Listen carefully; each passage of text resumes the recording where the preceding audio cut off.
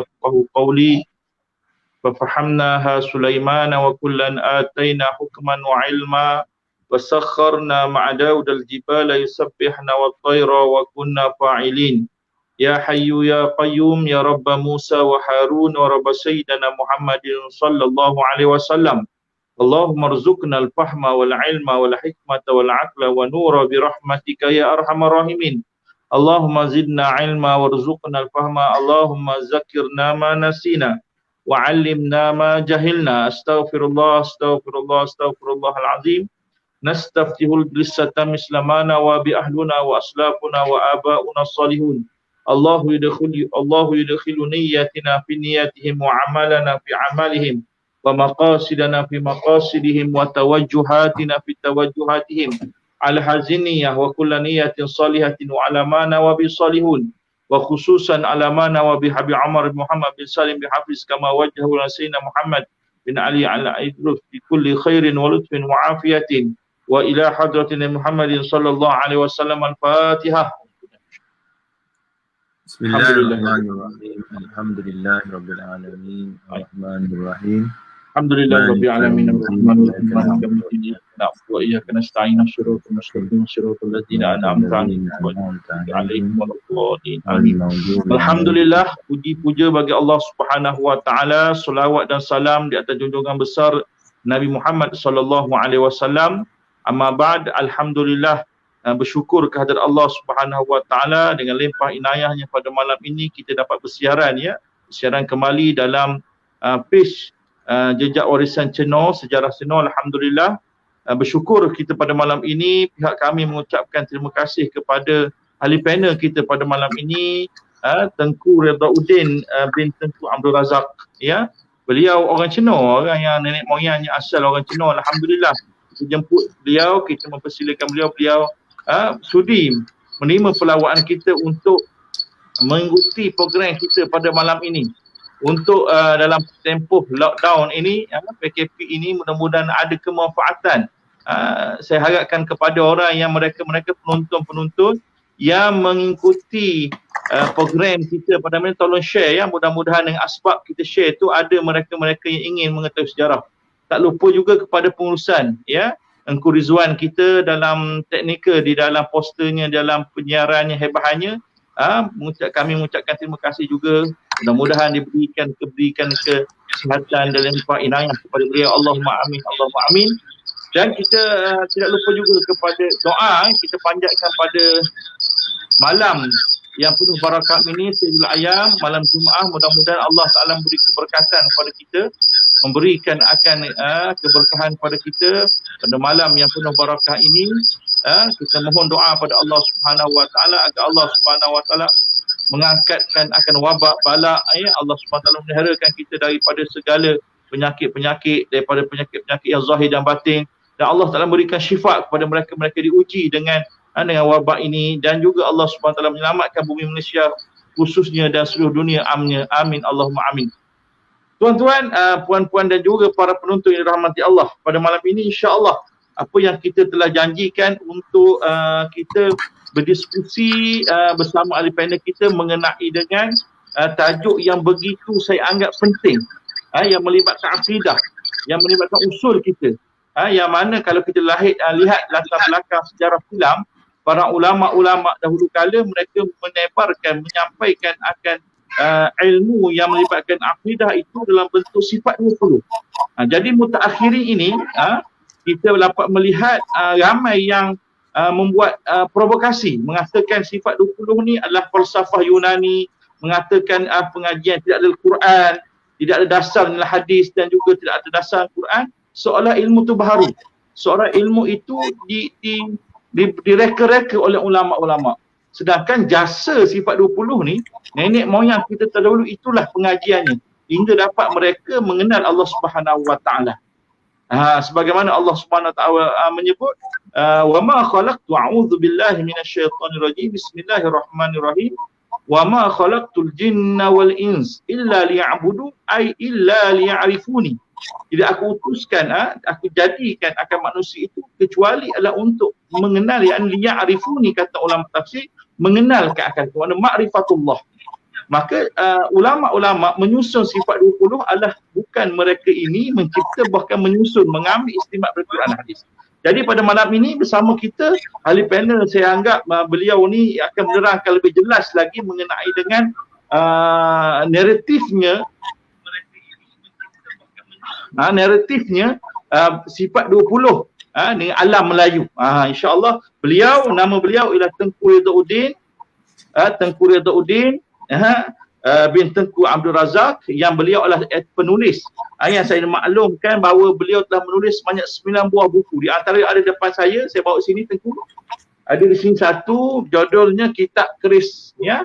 Yang kedua Sunnah Memanah, dan ada beberapa kitab lagi. InsyaAllah kalau mana-mana yang ingin mengikuti beliau, yang ingin memiliki buku-buku ini, boleh terus PM beliau, nanti nombor telefon akan disertakan. Ya, mudah-mudahan kita ada kemanfaatan apabila kita bincangkan nanti, insya-Allah. Beliau adalah aktivis dan juga pengkaji ketemadunan Semenanjung, ya, Nusantara ini. Insya-Allah dia akan menerangkan pada kita, dan di slot yang kedua nanti kita boleh diskusi dan juga membincangkan soalan-soalan yang boleh kita kongsikan dengan beliau. InsyaAllah malam-malam ini kita akan dengar topik ini, tajuk ini dikupas oleh beliau. Dengan ini saya mempersilakan Tengku Ridauddin untuk meneruskan lagi program kita dengan tajuk yang diberikan oleh beliau sendiri, iaitu sifat 20 dengan naratifnya alam Melayu. Dipersilakan, falyatafaddal mashkura. Alhamdulillah. Terima kasih kepada Ustaz, barakallah. Kepada pengurusi majlis, kepada ahli yang telah berusaha menjayakan program ini. Tahniah kepada Warisan Jenuh dan juga Pondok Pak Kop kerana mengisi masa-masa lapang ini dengan aktiviti yang bermanfaat, yang dapat memperkayakan ilmu kita, iman kita dan amal kita, insya-Allah. Alhamdulillahirabbil alamin, wassalatu wassalamu ala asyrafil anbiya'i wal mursalin wa ala alihi washabihi ajma'in. Allahumma shalli ala sayyidina Muhammad wa ala sayyidina Muhammad. Pertama sekali saya mengucapkan terima kasih kepada yang berusaha dan juga yang telah ada bersama dengan kita. Mungkin ini akan menjadi live dan boleh diulang-ulang. Saya mengambil tajuk ini bukanlah kerana saya nak menunjukkan bahawa kita ni perlu menjadi orang yang terlalu alim untuk mempelajari ilmu ma'rifatullah. Ilmu ma'rifatullah ni dia bukan bermula dengan kita kena khatam PhD, kena khatam ijazah master, kena khatam Quran dulu baru kita belajar ma'rifatullah. Ilmu ma'rifatullah ni adalah ilmu yang paling wajib fardu ain sebelum kita sebenarnya membaca apa-apa pun tentang iman dan Islam. Jadi para sahabat dulu, dia tak mula dengan khatam Quran dulu, dia tak mula dengan itu. Mula dengan hanya ma'rifatullah dengan Nabi Muhammad SAW, kan, dengan menyebut la ilaha illallah. Ada yang menyebut bahawa perlu kita khatam kitab hadis dulu, perlu kita belajar Arab dulu, perlu kita belajar ilmu nahu dulu, perlu kita belajar ilmu Al-Quran dulu, baru belajar ma'rifatullah. Saya rasa itu salah faham yang amat besar. Kerana Nabi waktu dia berdakwah melaksanakan perintah Allah Ta'ala hanya bermula dengan Iqra' bismi rabbikal ladzi khalaq, dan bermula dengan ayat yang mengarahkan baginda untuk melaksanakan dakwah ma'rifatullah. Ma'rifatullah ni maknanya mengenal Allah Ta'ala. Mengenal Allah Ta'ala macam mana? Ini kita nak bincang malam ni, cara orang Melayu faham. Ilmu mengenal Allah Ta'ala ni datang di negara Arab pada zaman Nabi Muhammad SAW. Namun kajian saya ni melibatkan kajian saya tentang keris, tentang sejarah orang Melayu, tentang asal-usul orang Melayu, tentang wafak, tentang penulisan, tentang batu-batu dan berbagai khazanah orang Melayu. Saya mendapati bahawa ilmu ma'rifatullah ni bukan lahirnya zaman Nabi Muhammad SAW. Ilmu ma'rifatullah ni telah zahir sejak dari alam roh lagi dan sejak lagi turunnya Nabi Adam SAW. Dan saya dapat membuktikan bahawa ilmu ma'rifatullah ini telah wujud sejak zaman Nabi-Nabi dahulu, yang mana Nabi-Nabi dahulu melaksanakan perintah Allah Ta'ala untuk membawa manusia kenal jalan kembali kepada Allah Ta'ala.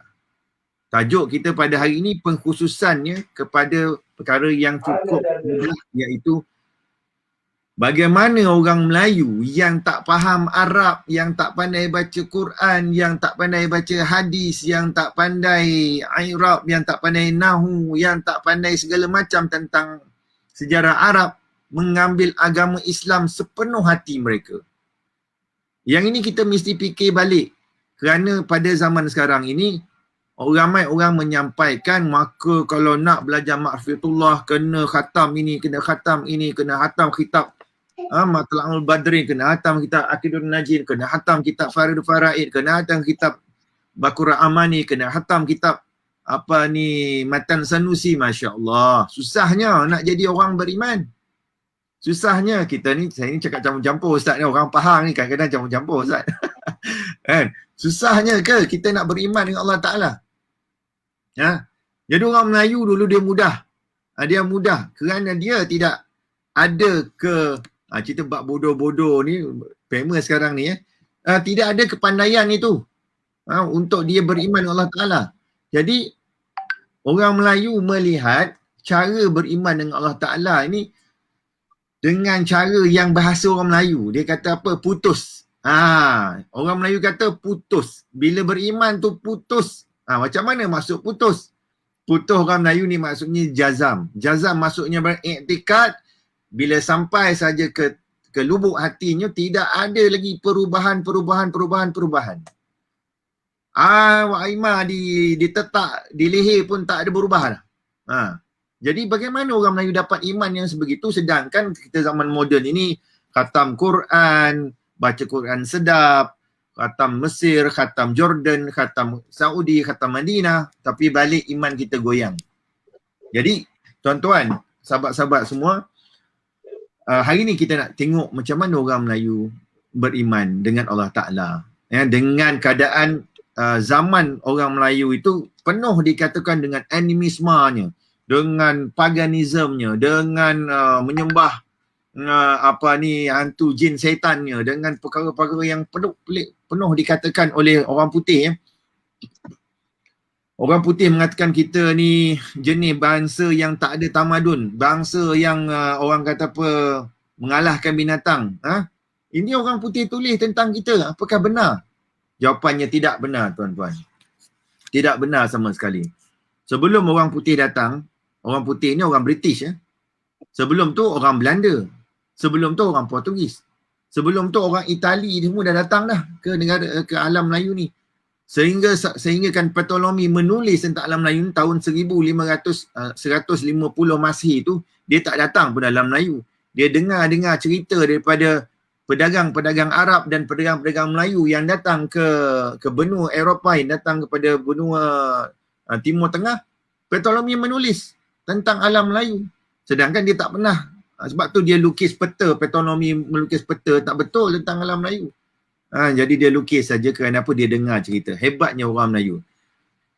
Hebat daripada pelbagai kehebatan ini, saya nak menyentuh beberapa hal yang amat mudah pada hari ini. Yang pertama sekali, saya nak membuktikan bahawa orang Melayu dulu amat peka dengan dengan ilmu akidah sifat 20, ialah kerana terlalu banyak kitab yang diterjemah ke dalam bahasa Melayu, yang dikarang dalam bahasa Melayu, yang diajar dalam bahasa Melayu. Malah kitab-kitab ini pula diajar pula di Mekah dan Madinah. Antara kitab yang paling penting pada orang Melayu zaman tahun 70-an adalah kitab Matla'ul Badrin. Pernah dengar kitab ni ya?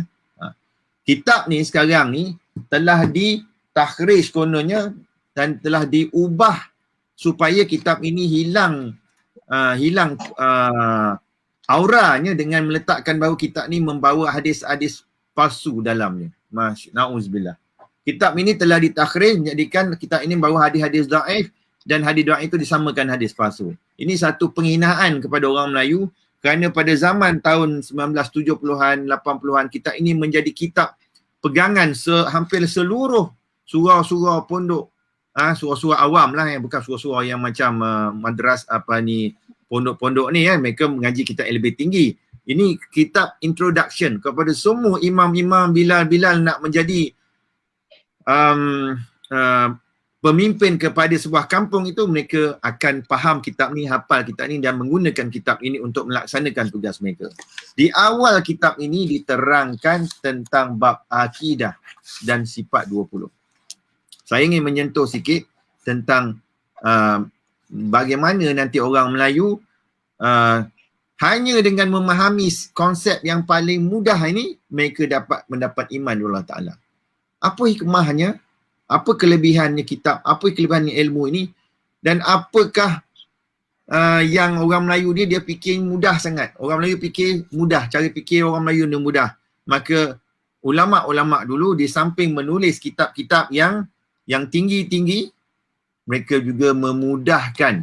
Kerana ulama' dulu faham bahawa dalam pemahaman ilmu, keyakinan beriman kepada Allah Ta'ala ni ada 4 tahap. Pertamanya, tahap yang tak tahu apa-apa. Dia nak kata dia ni tak bertuhan, dia bertuhan juga. Nak kata dia bertuhan, dia tak ada amalan, tak ada ibadah, tak ada syariat dan sebagainya. Itu orang Melayu zaman, kita boleh lihat orang-orang asli. Kajian saya orang asli di negeri Pahang, puak-puak Jahuk di Kuala Kerau.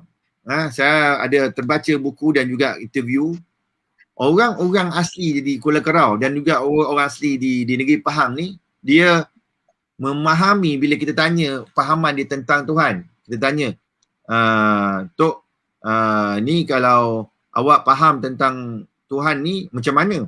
Dia boleh sebut, Tok batin dia kalau di Kuala Kerau dulu dia sebut yang asal pertama wujudnya Allah Allah bumi ni, dia kata adalah bermula dengan firman Allah Ta'ala. Kita pun terkejut, mana firman Allah Ta'ala? Dia pun tak boleh baca firman Allah Ta'ala. Dia kata, apa firman? Firman Allah Ta'ala, dia kata. Yang mula-mula wujud dalam bumi ni adalah firman Allah Ta'ala. Kalau kita faham dalam bahasa kita, ialah senang. Firman Allah Ta'ala yang pertama dalam fahaman mereka adalah kun fayakun. Kun fayakun. Ini orang asli faham. Jadi kerana mereka faham bahawa kun fayakun itu adalah daripada asal kepada penciptaan langit dan bumi, maka mereka ini amat faham tentang kesedaran bahawa alam itu sendiri adalah bukti kepada wujudnya Tuhan. Jadi macam mana orang putih kata orang asli, orang Sakai, orang dalam hutan ni, dia tidak bertuhan. Dia adalah animisma, dia menyembah roh. Dia menyembah roh. Macam mana orang putih tulis macam tu? Sebab mereka tidak faham beza roh dengan Tuhan. Orang putih, mereka sebenarnya tidak boleh memahami beza roh dengan Tuhan. Tapi bagaimana pula bila ditanya dalam dalam kitab-kitab, bab orang menyatakan tentang Allah Ta'ala. Apakah orang-orang dahulu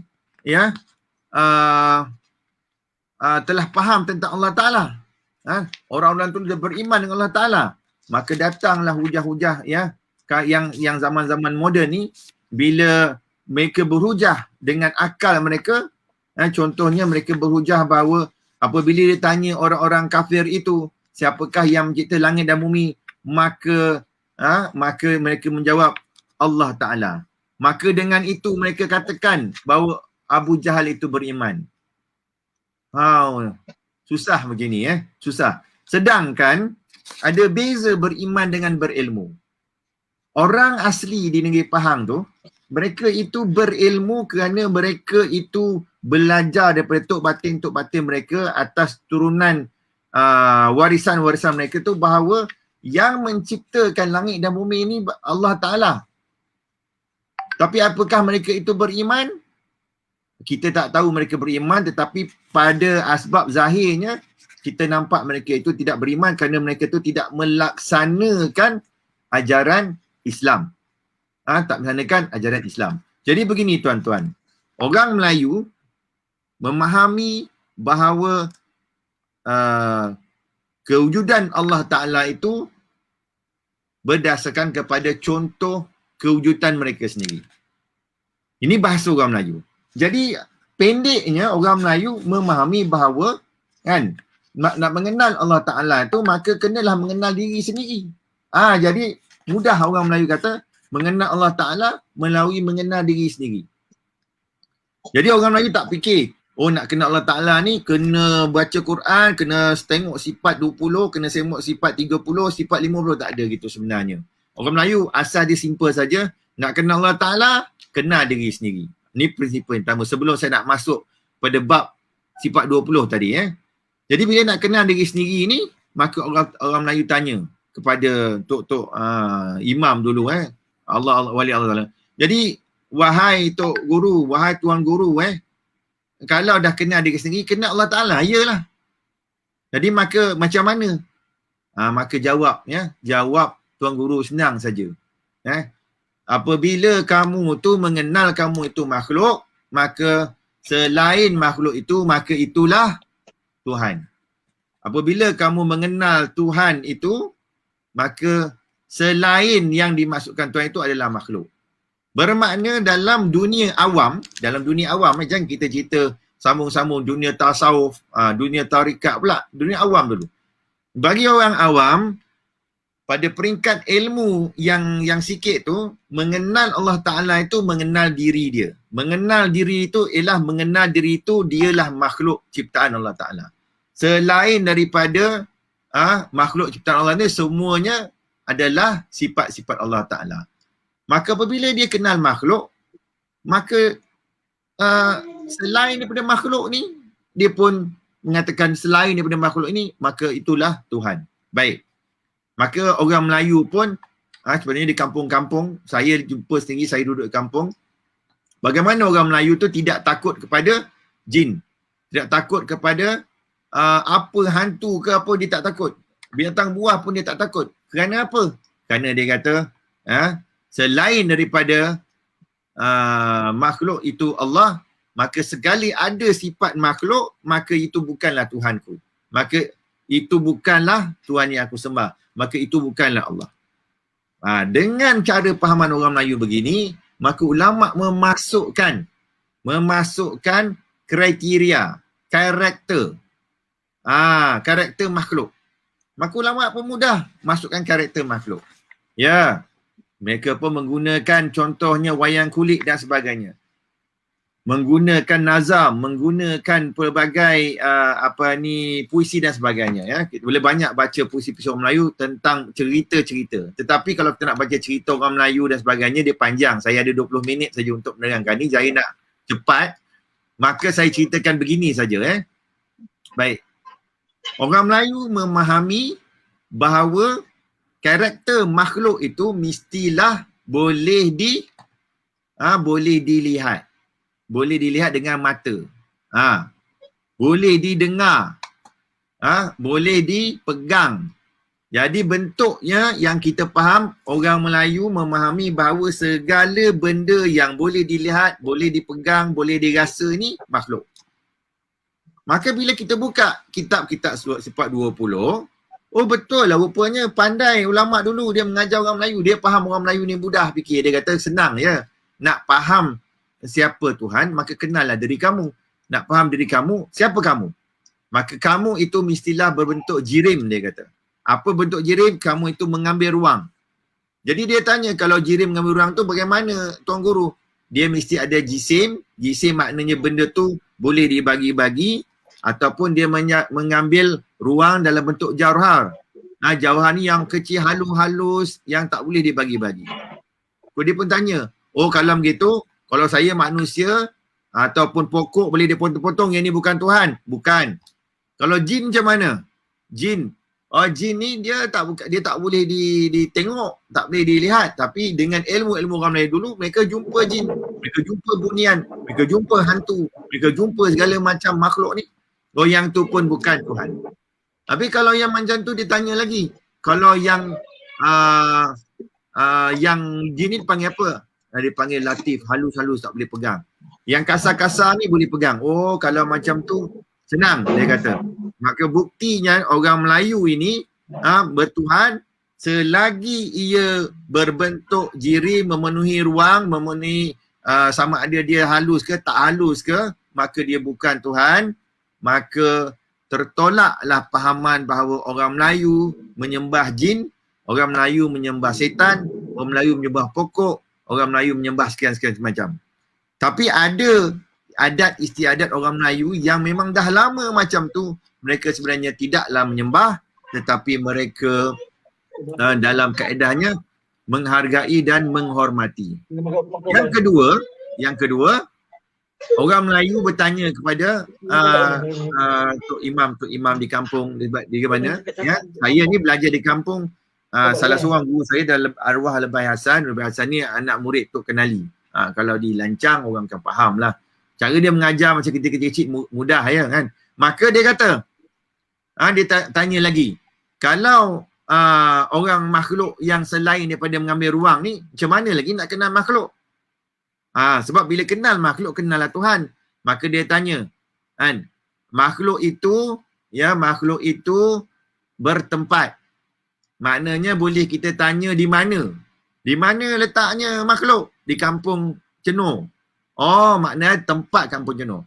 Kalau makhluk tu tempat kampung Cenor, walaupun dia dalam bentuk jin ke, setan ke, hantu ke apa, dia tetap ada kampung Cenor, maka dia bukan Tuhan. Lepas tu tanya lagi, habis kalau macam tu bagaimana pula jin dan sebagainya ni? Oh, dia duduk macam ni, rupa dia macam ni. Selagi dia boleh berrupa, rambut dia panjang, dia tinggi macam ni, maka dia bukan Tuhan, maka dia adalah makhluk. Tanya lagi, kalau gitu dia ada tak bila dia mula makhluk ni? Dia adalah ciptaan Tuhan, dia dicipta oleh Tuhan, maka dia ada asal usul. Akhirnya dia tanya lagi, bagaimana keadaan apa ni yang dikatakan makhluk Allah Ta'ala tu? Dia pun jawab lagi, maka keadaannya itu bersusun-susun dan banyak lagi. Maka cara orang-orang Tok Imam kampung dulu mengajar, dia tak guna dulu dalil-dalil Quran, dia guna dalil-dalil yang orang awam boleh faham pada peringkat ilmu. Jadi dia tak perlu nak menyusahkan diri dia sehingga orang, oh kalau macam tu kita berpegang senang ya Tok Guru ya, Tok Imam ya. Apa pegangan kita? Selain dari selain daripada Allah Ta'ala itu, maka ialah makhluk. Dan bila dia makhluk, maka dia tak layak kita sembah, tak layak kita minta tolong daripada dia, tak layak kita taat pada dia. Jadi dia tanya lagi, kami ni di kampung ni biasa tengok hantu ni, orang biasa je menyuruh hantu raya, menyuruh hantu ini tebang pokok, angkat pokok, guna jin sebagainya. Ini ilmu kami ni, zaman kami Tok Nenek dah pakai ilmu ni. Jadi macam mana ni Tok Guru? Tok Guru kata, kalau itulah ilmunya dan kamu faham itu bukan Tuhan, silakanlah. Tak ada masalah. Yang pentingnya yang jadi syirik kepada Allah Ta'ala itu apabila kamu menduakan Allah Ta'ala. Maka bila kamu mengatakan bahawa mereka itu memberikan pertolongan yang hakiki, tapi kalau dia tolong macam tolong pakcik kita tolong, anak kita tolong, adik kita tolong, tak ada masalah. Maka sebab itulah orang Melayu tidak pernah buang ilmu lama orang Melayu sebelum kedatangan Islam. Ilmu tu telah wujud beribu-ribu tahun. Saya boleh buktikan ada banyak ilmu orang Melayu yang asalnya beribu-ribu tahun dan diamalkan di seluruh dunia.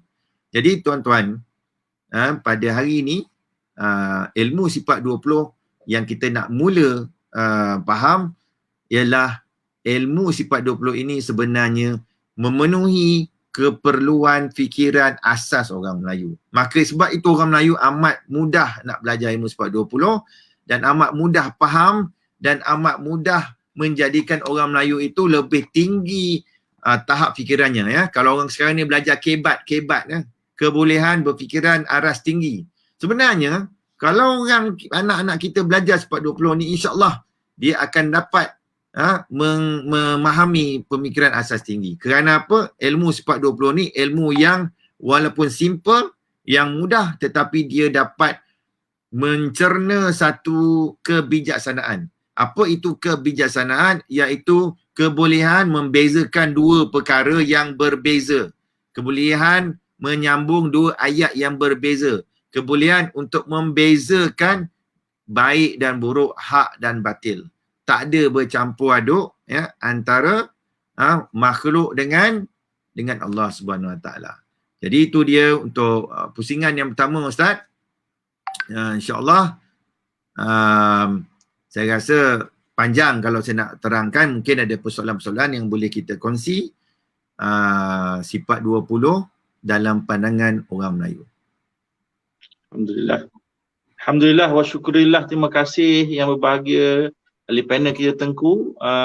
Pada malam ini kita dapat pencerahan ya mengenai kaitannya sifat 20 yang wajar dan sangat perlu dititik beratkan. Kerana apa? Kerana ia awaluddin ma'rifatullah. Awal agama ialah mengenal Allah. Sebab sekarang ni ramai sangat kita tengok mereka-mereka yang menganggapkan ilmu ma'rifatullah, ilmu mengenal Allah, iaitu ilmu sifat 20 ni nanti dululah, biar dululah. Ya, makna ilmu yang lain lagi. Walhal ni adalah ilmu yang usul, bukan ilmu yang furu'. Sebab kalau kita perhatikan pembagian ulama ada usul, ada furu'. Mana awal wajibin 'alal insani ma'rifatu ilahi bistiqani, kata ulama. Awal di atas manusia itu ialah mengenal Allah Ta'ala dengan jalan yakin. Jadi alhamdulillah pencerahan dalam keadaan dunia ataupun dalam keadaan kita sebut alam Melayu, alam Nusantara ni dah sinonim Melayu dengan akidah yang sifat 20. Mana kalaulah benda-benda unsur-unsur yang lain, maka ianya adalah perlu kita tolak. Sebab apa? Sebab tidak sesuai dengan kefahaman alam Melayu. Kefahaman yang di nenek moyang kita bawakan, iaitu pengajian sifat 20. Sebab apa kita bimbang? Akhir zaman mutakhir ini ada yang menyebut ialah bid'ah, ada menyebut ia adalah bukan daripada sumber Islam, usul Islam, bukan daripada Quran dan hadis. Jadi kita harapkanlah selepas ni pengajian sifat 20 kita kena terap di masjid-masjid, di anak-anak muda, di pengajian-pengajian, mana-mana tempat. Maknanya kita perlu halusi dan hadam sebetul-betulnya supaya kita mengenal Allah Subhanahu Wa Taala di atas jalanan yang dibawa oleh para ulama salafus soleh dahulu. Tengku, kalau kita tengok sekarang ni pengajian sifat 20 dengan alam Melayu dahulu ya. Macam mana kita nak kaitkan tentang mungkinlah zaman dahulu berlainan zaman sekarang. Sekarang ni kita ni terdedah dengan internet, alam maya, ya, benda-benda yang kita kata banyak benda-benda unsur-unsur lain. Tapi dahulu kalanya mereka dia pegang pada guru. Mengaji, belajar guru kata AA lah, BB lah, CC lah. Sebab sekitar 60 tahun dulu, 70 tahun yang dahulu kita tengok tidak ada perbalahan. Tidak ada netizen, tidak ada perbalahan. Maknanya aku Tok Guru cakap apa, ikut. Tok Guru suruh apa, buat. Ya. Tapi sekarang ni Tok Guru belum cakap habis lagi A, B, nak murid dah Z dah. Itu yang berlaku banyak pancaroba dan juga mehnah ataupun perkara yang bertentangan dengan sekarang ni.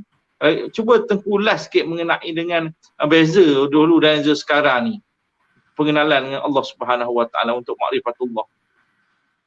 Waalaikumsalam. Terima kasih Ustaz. Okey, beza dulu dengan sekarang ni sebenarnya pada saya, saya mengaji sifat 20 umur saya 8 tahun. Lepas tu saya mengaji macam-macam. Mengaji Wahabi pun mengaji. Jadi mengaji macam-macam sehingga bila saya mengaji balik ilmu orang Melayu, mengaji balik kerim, mengaji balik busana, mengaji balik tanjak dan cara Melayu, saya faham, ya Allah ya Tuhanku, patut masa zaman kecil-kecil dulu saya diajar nazam wujud ertinya ada, lawannya tiada, mustahil Allah itu tiada, wajib Allah itu ada, harus bagi Allah itu semuanya. Duk hafal yang ni. Hafal tak faham. Jadi bila kita faham balik Allah, dia katakan bahawa nak memahami sifat 20 ni mestilah berakal. Berakal maksudnya faham, wajib, mustahil, harus. Kita pun kecil nak berakal macam mana? Maka kita dah kecil diasuh nak belajar sifat 20 kena lepas hukum akal. Lulus hukum akal. Dah faham hukum akal. Jadi hukum akal macam mana Kalau saya ni ada Ukap makan simple kan. Kalau kita ni ada, kan, maka apakah Tuhan itu ada? Dia tanya gitu. Ada lah. Kalau saya ada, Tuhan ada. Takkan Tuhan pula tiada. Tetapi dia kata, tapi kalau kamu tiada, Tuhan ada tak? Mula kita cakap, kalau saya tak ada, Tuhan pun tak ada. Macam tu lah kan. Tetapi, mak ada. Kalau mak ada, maka tetap Tuhan ada. Maka cara belajar macam ni sebenarnya telah diajar oleh cara Nabi Ibrahim AS. Nabi Ibrahim AS, dia tak belajar sifat 20 tua-tua dalam faham Tuhan. Dia belajar apa? Belajar nafi isbat. Dia belajar nafi isbat dulu. Dia tengok matahari, apakah ini Tuhanku matahari ni? Tiba matahari datang malam hilang matahari. Oh, bukan rupanya. Nafi matahari itu Tuhan, isbat. Maka Allah lah Tuhanku. Datang pula bulan, oh ini mungkin Tuhan ni, dia kata. Esok siang hilang pula bulan kan. Maka dia pun, ni bukan Tuhan ni. Kan? Dia kata Allah lah Tuhanku. Yang seterusnya begitu. Jadi asas kepada pahaman orang Melayu ialah nafi isbat dulu. Menafikan adanya selain Allah Ta'ala itu, Tuhan yang lain. Menafikan bahawa makhluk ini bukan Tuhan. Jadi zaman sekarang pun sama sebenarnya. Zaman sekarang ni konsep yang sama, iaitu kita belajar sifat 20, iaitu belajar mengenal sifat-sifat mustahil bagi Allah Ta'ala. Yang peliknya Ustaz, zaman sekarang ni orang belajar sifat 20, dia belajar isbat dulu. Dia isbat Allah itu wujud. Bila dia kata Allah itu wujud, wujud yang bagaimana? Dia pergi tanya soalan tu. Imam Malik kata ini salah. Dia tanya, kalau dah wujud Allah Ta'ala tu, wujud Allah Ta'ala tu di mana? Dia tanya pula, di mana tempatnya Allah Ta'ala? Kalau ada wujud Allah Ta'ala tu, siapa mencipta? Bagaimana rupa? Bila dia mengisbatkan begini, maka dia jawab apa? Hanya Allah yang tahu. Akal yang waras tak akan berhenti bertanya. Mestinya, kalau macam tu Allah saja yang tahu. Macam mana Allah saja tahu, kita tak tahu? Tak mungkinlah. Sedangkan dia kata Quran bagi maklumat bahawa Allah itu, Allah itu mempunyai wajah. Kan? Maka saya bacakan satu dalil Ustaz. Dalam menyatakan dalil baka Allah Ta'ala dalam sifat 20, ini kita lompat sikit. Jadi bagi-bagi yang belum pernah belajar sifat 20, sifat 20 ni ada asalnya 13 sifat, tambah dia 7 sifat jadi 20 sifat. Pertamanya sifat wujud, kedua kidam, baka, mukhalafatu lil hawadis, qiyamu binafsi, wahdaniyah. Yang ini dinamakan asal sifat 20. Lepas tu kita ada sifat-sifat sifat ma'ni dan sifat ma'nawiyah. Tapi kita jangan bincang lah panjang lagi. Kita bincang yang 5 dulu. Dalam mengatakan wujud Allah Ta'ala itu secara nafsiyah, maka wujud Allah Ta'ala itu tidak boleh ditamsilkan atau ditaktilkan. Ditamsil maksudnya disifatkan dengan makhluk. Saya katakan tadi orang Melayu mudah. Selain daripada sifat-sifat makhluk ni, maka dia bukanlah Tuhan. Maknanya Tuhan itu tidak akan bersama dengan sifat makhluk. Laisa kamitslihi syai'un. Maka bila dia kata, bila dia kenal saja diri dia, maka sifat diri dia ini bukanlah kepada sifat-sifat zat Tuhan, melainkan hanya kepada nafsiyah, subutiyah sahaja. Tidak kepada mereka mengatakan bahawa inilah sifat yang wajib bagi Allah Ta'ala dalam sifat zatnya. Contoh, wujud itu, dia sifat zat tetapi dia tidak berbentuk jirim. Dia tidak berbentuk jauhar. Dia tidak berbentuk tertakluk kepada masa. Macam tu maksudnya. Jadi begini. Orang Melayu kata, kan, senang.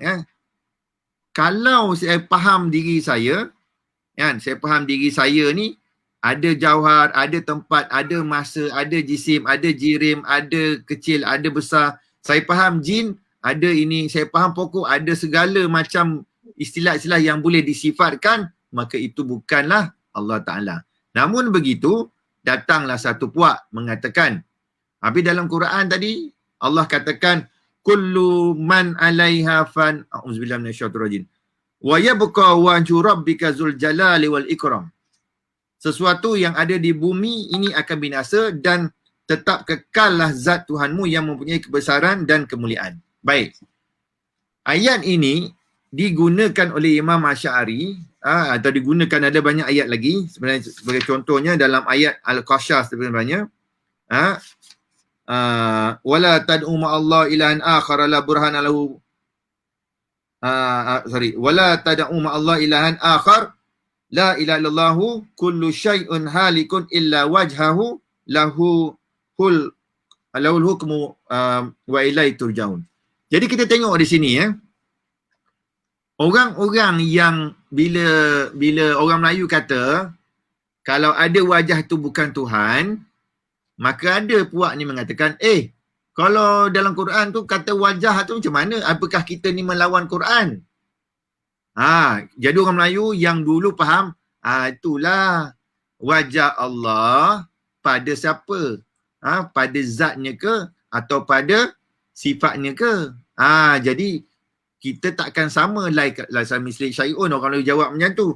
Maka orang yang sekarang dikata tak boleh takwil kullu man alaiha fan wa yabqa wajhu rabbika dzul jalali wal ikram, dan tetap kekallah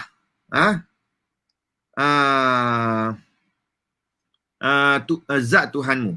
Tapi dalam ayat Quran dia kata wajhu tu kalau terjemah Zahir wajah.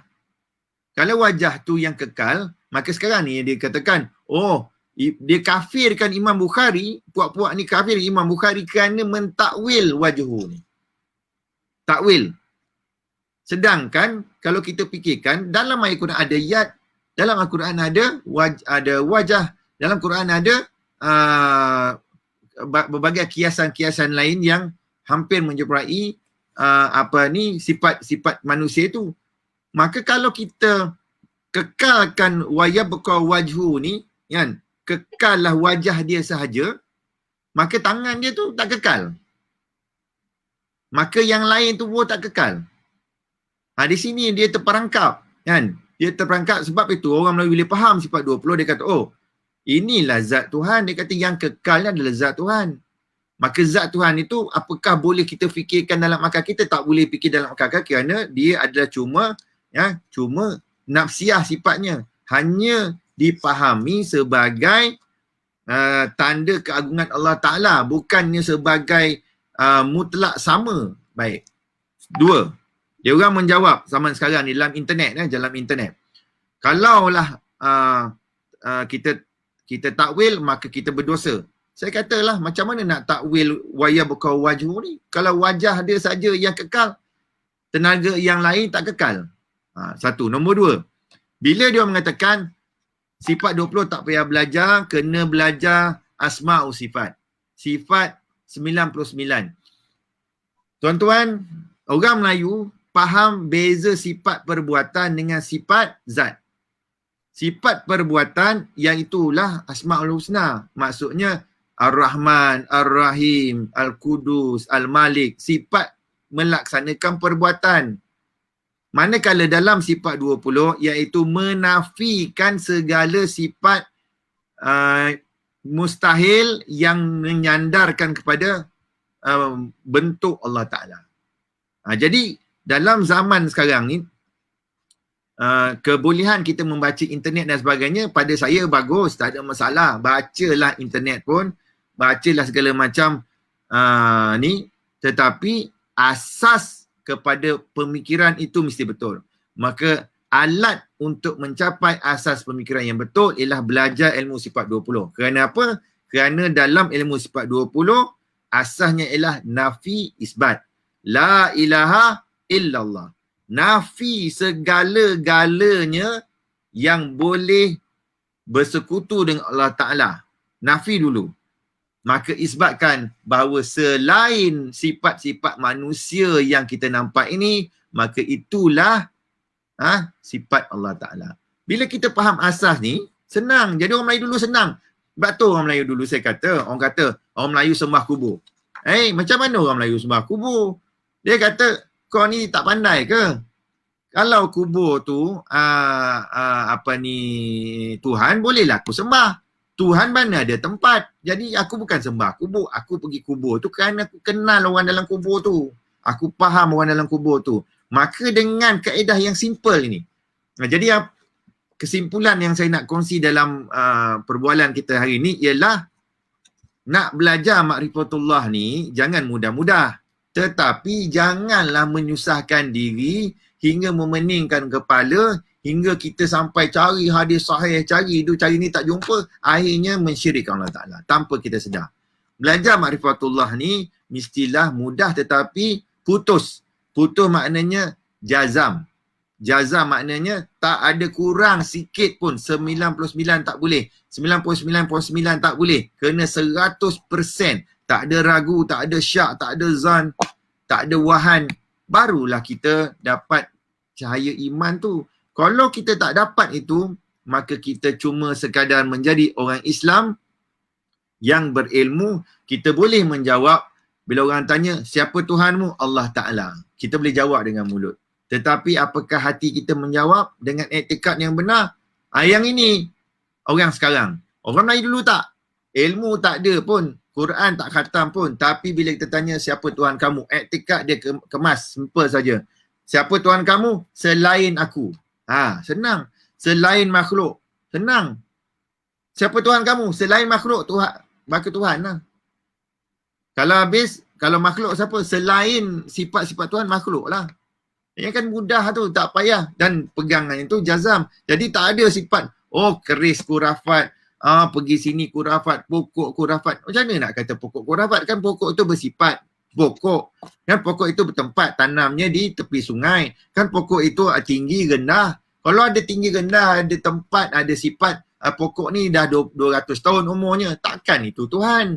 Jadi orang Melayu ni kata, kau ni, boleh dia katakan, kalau fikiran panjang-panjang ni, dia kata, susah. Saya pernah tanya di Palembang, orang Melayu di Palembang dalam hutan ni, dia kata, yang apa yang kau susah, dia kata, bawa Quran, hadis semua ni, tetapi kau tak faham Tuhan. Tuan-tuan, saya bukan berkata kita tak perlu belajar Quran hadis. Saya berkata Quran dan hadis itu adalah sebagai bukti untuk membenarkan lagi, menambah lagi etikad kita supaya kita dapat menyampaikan dengan pelbagai cara. Nak mengenal Allah Ta'ala ni bukan dengan sifat 20 saja. Nak mengenal Allah Ta'ala ni ada macam-macam cara. Ada macam-macam cara nak kenal Allah Ta'ala. Tetapi yang saya nak sebutkan bahawa ilmu sifat 20 ni dia sesuai dengan orang Melayu kerana dia simple. Nombor 2, dia sesuai dengan orang Melayu kerana dia mudah dipahami oleh akal. Orang Melayu ni orang paling berakal sekali. Orang paling bijak akal dia. Lepas tu orang Melayu ni terbukti beribu-ribu tahun ilmu sifat 20 ni boleh menjawab segala persoalan. Persoalan-persoalan akal ni. Dia boleh jawab. Tetapi orang tanya, apakah garanti habis khatam sifat 20 ni boleh kenal Tuhan? Saya kata tak ada garanti. Ilmu sifat 20 ni ilmu. Namanya ilmu. Ilmunya penghantar kita menghadap kepada pintu-pintu rahmat Allah Ta'ala. Bukannya ilmu sifat 20 ni, khatam sifat 20 saya dah kenal Tuhan. Itu mengaku-ngaku. Kenal Tuhan ni mestilah anugerah Tuhan. Dan seterusnya, kita beza antara Islamnya orang tu dengan ilmu, Islam orang itu dengan iman, Islam orang itu dengan arif, beza. Jadi beza. Maka ilmu sifat 20 ni hanya sebagai alat yang terbaik, yang terbukti beribu-ribu tahun, yang terbukti beratus-ratus tahun di alam Melayu ni, yang terbukti telah membawa jazam kepada anak Melayu. Tak kira umur kecil, umur besar, yang bantu kita menjadi kebat. Mampu kita bawa berfikir aras tinggi. Orang sekarang ni dia tak ada kebat, tak boleh fikir aras tinggi. Kerana apa? Pada saya lah. Kerana mereka ini gagal sifat 20. Gagal hukum akal. Maka datang dua hujah yang tadi, kan? Macam saya katakan kan. Dia kata tak boleh takwil. Tak boleh takwil wajah buka wajhu. Habis saya kata kalau yang kekal hanya wajahnya, macam manalah yang lain tu tak kekal, sedangkan ayat lain. Contoh orang kata Ar-Rahman Arsyistawa. Ar-Rahman tu sifat pada perbuatan Allah Ta'ala, bukan sifat zat Allah Ta'ala. Kena faham situ. Orang belajar sifat 20, dia faham sifat zat, mustahil sifat zat Allah Ta'ala itu bersamaan. Mustahil sifat zat Allah Ta'ala itu ada permulaan. Mustahil sifat Allah Ta'ala itu binasa. Mustahil sifat Allah Ta'ala itu berbilang-bilang. Jadi kalau kita antara sifat zat dengan sifat perbuatan kita tak boleh beza, maka gagallah kita punya kebat tadi. Gagal kebolehan berfikir arah tinggi ni gagal. Maka sebab itu saya mencadangkan sangatlah kepada yang sekarang-sekarang ni untuk kembalikan kebolehan berfikir arah tinggi orang Melayu, mesti belajar balik ilmu sifat 20. Ustaz. Ya, terima kasih Tengku. Masya Allah, Masya Allah. Perkongsian yang begitu hebat pada malam ni, maknanya berkaitan sejarah, walhasil sejarah orang Melayu dengan sifat 20 ni berpisah tiada. Macam itulah. Maknanya tidak ada isu mensyirikkan orang pakai capal, mensyirikkan orang pergi kuburiun dituduhkan, mensyirikkan orang yang pergi buat benda yang kita kata ambil barakah, ambil tafaul, ya, pegang barang-barang ulama, pegang barang solihin, barang-barang wali-wali Allah ni. Kalau satu golongan tu terus katakan syirik bid'ah. Walhasil kita kena kembali pada sejarah ulama-ulama dahulu dan juga nenek moyang dahulu, yang mana alam Melayu dengan sifat 20 ni bila faham sungguh akidah sifat 20 ni, insya-Allah yang lain tu beres. Ustaz Tengku ya. Ya. Faham je sifat 20 ni, yang lain tu beres. Jadi dah tak ada dah kita masuk dalam peringkat yang masalah kita sekarang ni, kita diragukan. Oh, ini tak sahih hadisnya. Saya kata yang tak sahih hadis ni, bab mana yang tak sahih ni, ilmu mana yang tak sahih ni. Saya kata orang awam ni kan, orang awam ni tugas dia kenal Tuhan, belajar ilmu hadis ni. Kalau nak buat apa, nak istinbat hukum, nak istinbat hukum-hukum yang tidak ada dalam fatwa, yang hukum-hukum yang belum ada dalam kitab-kitab, kita istinbat, kita belajar hadis lah. Tapi kalau kita nak belajar sifat Tuhan ni dalam hadis, kita kena faham. Kita kena faham dulu bahawa saya nak tanya satu soalan yang menjadi dasar sifat 20. Dasar sifat 20 ialah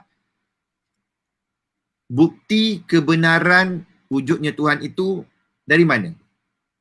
Dari mana buktinya? Maka saya nak jawab ini sebagai penutup, Ustaz ya. Dalam dasar sifat 20, mencari bukti kebenaran Tuhan itu wajib. Wajib mencari bukti kebenaran Tuhan. Tetapi nak cari bukti ni mestilah kita ada asas ilmu. Kalau kita ilmu akal tak lepas, kita tak boleh cari bukti, maka wajib kita taklid dengan guru. Dia kata tak boleh taklid dengan guru, kena cari ilmu. Saya kata boleh nak cari ilmu, tapi nak cari ilmu kena lepas ujian UPSR dulu, PMR dulu, SPM dulu. Tak boleh masuk universiti tanpa lulus ujian. Nak masuk tadika, nak masuk baca Quran, baca alif bata dulu. Boleh terus macam hafal. Hafal Quran tak faham, tak ada hasilnya. Kan? 2. Dalam membuktikan kebenaran, kan, orang kata ilmu sifat 20 ni ilmu falsafah, ilmu kalam. Saya katakan bahawa dalam mencari kebenaran ilmu ketuhanan ini, zaman Nabi sahabat itu, kebenaran itu datang dengan cahaya iman Allah Ta'ala. Ya.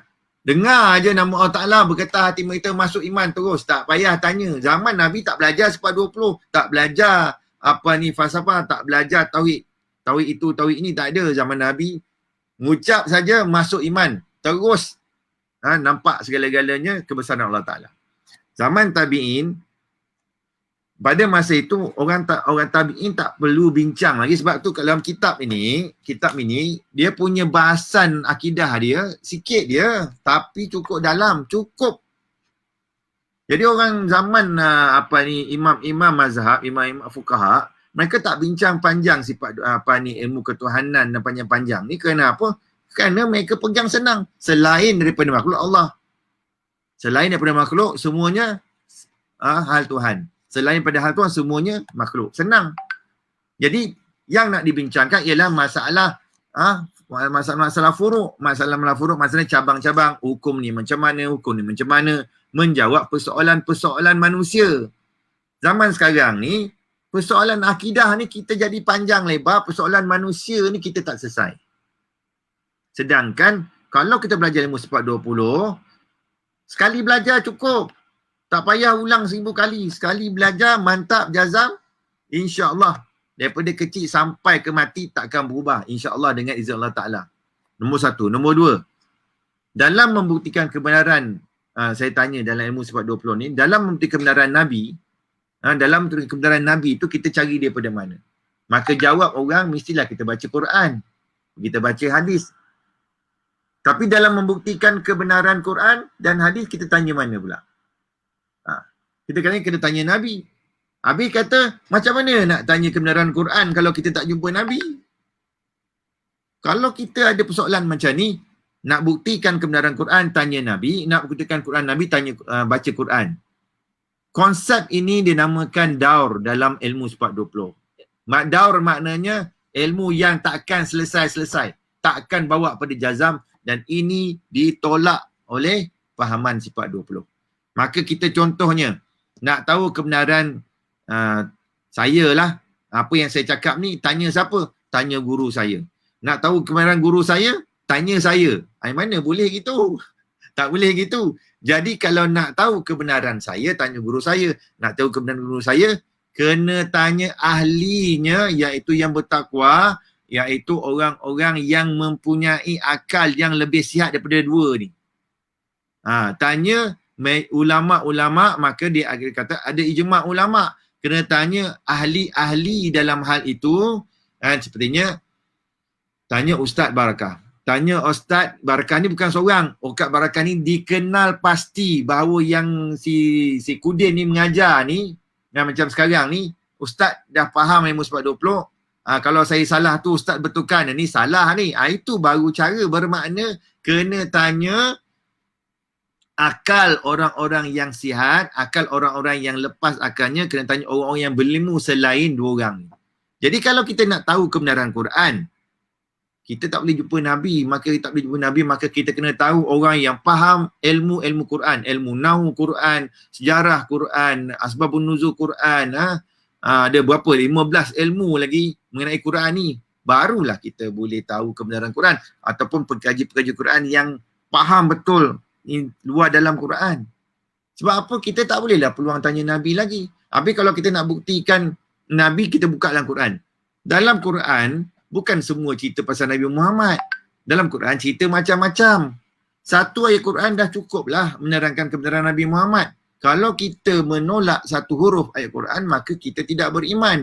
Jadi di sini Ustaz, bahawa saya amat lah berterima kasih dengan Ustaz. Saya amat mencadangkan selepas ini semua peringkat daripada kecil sekolah 4 tahun sampailah ke orang tua-tua ni, kembalilah balik kepada ilmu sifat 20. Kerana ilmu sifat 20 ni akan menolak kepahaman yang karut tentang Allah Ta'ala. Nombor satu. Nombor dua, akan mencerdikkan orang Melayu balik. Yang ketiga, ilmu sifat 20 ni akan memberikan kita satu jalan penyelesaian supaya orang Melayu tak ada sifat ragu, wahan syak dengan agama dia lagi. Kerana tak adanya ilmu sifat 20 ni, maka orang Melayu sekarang ni, Allah, Masya Allah kan, kena sikit ni dah wahan, kena sikit ni ragu, kena sikit ni dah nak tanya Ustaz ni, kena tanya Ustaz ni pula. Tanya Ustaz ni belajar macam mana ilmu sifat 20? Oh, saya belajar ilmu sifat 20, mestilah isbat dulu. Kalau isbat dulu, sifat wajib bagi Allah Ta'ala, tak ada nafi sifat mustahil bagi Allah Ta'ala, macam kita baca syahadah terbalik lah. Kan? Illallah la ilaha. Macam tu jadi. Boleh kan macam tu? Tak boleh lah kan? Kerana syahadat itu adalah telah tetap mutlak cara bacanya. Maka ilmu sifat 20 mutlak cara fahamnya mestilah dengan nafi isbat. Jadi itu Ustaz ya. Okay, terima kasih Ustaz. Okay, Alhamdulillah. Itulah yang terakhir tadi saranan daripada Tengku mengenai dengan patut dah kita ni tukar sistem silibus tentang tauhid ni, kita teruskan pengajian tauhid sifat 20 untuk kesinambungan alam Melayu ini, untuk yang disebut oleh Tengku tadi, untuk menjadikan kemantapan di dalam diri kita hingga boleh menolak firqah-firqah, faham-faham yang lain. Alhamdulillah, kami akan mengucapkan terima kasih kepada Tengku yang perkongsian pada malam ini dengan kaitan yang kurai mengenai dengan alam Melayu sebab 20. InsyaAllah masa-masa yang akan datang kita akan bertemu kembali. InsyaAllah kita akan jemput Tengku lagi untuk program-program akan datang, dan kami mengucapkan kepada mereka yang begitu live ini dan yang follow page Warisan Cenuh ini, mudah-mudahan dalam kesihatan dan keberkahan Allah Subhanahu Wa Taala. InsyaAllah mudah-mudahan ada kemanfaatan. Kita bertemu di ruang dan peluang yang lain insyaAllah. Jadi kita wakufkan, tangguhkan dulu dengan tasbih kafarah dan suratul asr. Bismillahirrahmanirrahim. Wal 'asri innal insana lafi khusr illa allazina amanu wa 'amilus shalihat. Alhamdulillah. Assalamualaikum warahmatullahi taala wabarakatuh. Waalaikumsalam warahmatullahi wabarakatuh.